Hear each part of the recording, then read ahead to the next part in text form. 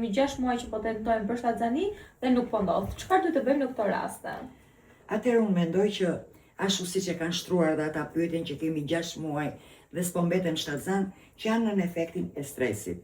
Në këto raste unë do t'i këshilloja një set i cili përbëhet nga 3 suplemente, mund të thosha, që janë bimore dhe nuk shkaktojnë absolutisht asgjë. Unë do t'a filloja nga, pra suplementi i parë është aksonoli.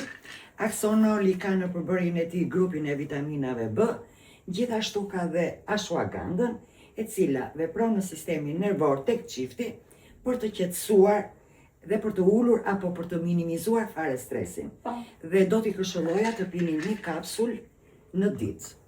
Krahas aksonolit do këshilloja dhe kalcinovën. Kalcinova e mira është në fakt që ta pi partneri.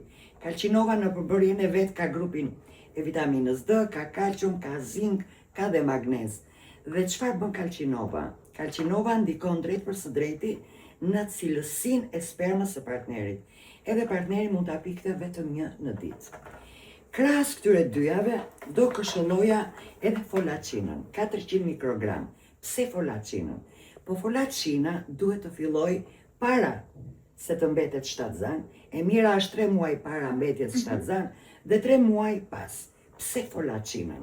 Folacina në fakt është futet në grupin e vitaminave B.